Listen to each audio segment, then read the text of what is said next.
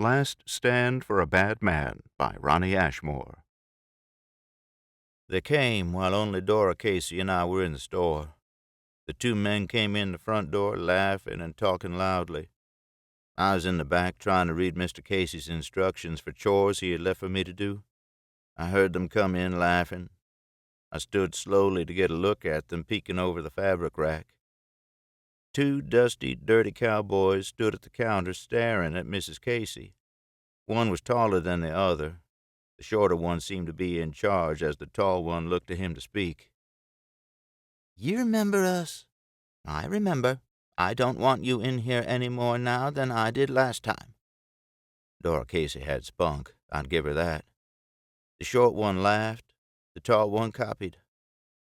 "We ain't going anywhere until you apologize to Luke and me for the way you acted last time. Now." He spoke the last word with menace as he leaned over the counter, closing in on Mrs. Casey. I looked at the wooden barrel in the corner to my right where the axe handles were stored. I took one out as quietly as I could. I stepped from behind the rack of fabric as the tall one, Luke, asked, "Are you scared now?" "I'm not." My voice startled them. They had thought they had a woman alone in the store. My appearance unnerved the one called Luke a little.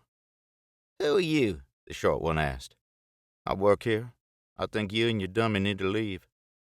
"You can't talk to us like that. We work for Mr. Foster." "Mr. Foster know you like scaring ladies? Or is that something you keep to yourselves?"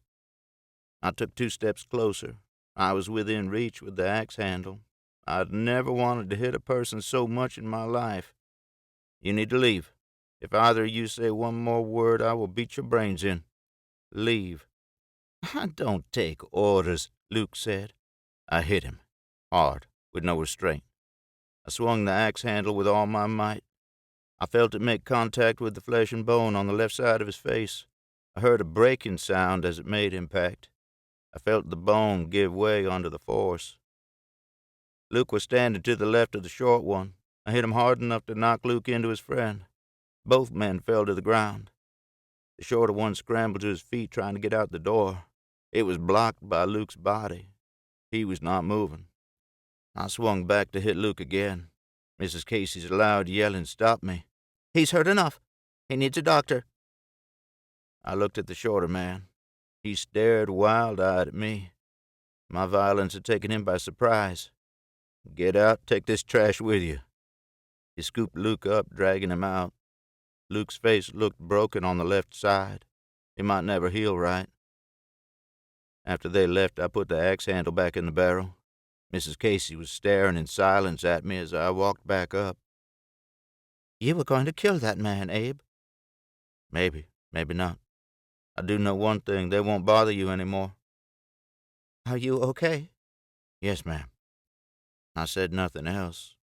I could not tell her that it felt good to unload on Luke like that, and that I would have killed him if she hadn't yelled at me to stop. I walked out of the store hoping I had seen the last of the Foster riders. I didn't want any trouble. I wanted to hurt those 2 guys, but at the same time I didn't want to have old habits show up here in my new life. I took a look around town. People were moving about with their business, not glancing my way. I looked across the street. Marshal Grant Cooper was walking toward me. You have been listening to an audiobook excerpt from Last Stand for a Bad Man by Ronnie Ashmore, published by Creative Texts Publishers, LLC. All rights reserved. Visit our Creative Texts website at www.creativetexts.com to check out all of the other great authors and titles available from the Creative Texts catalog.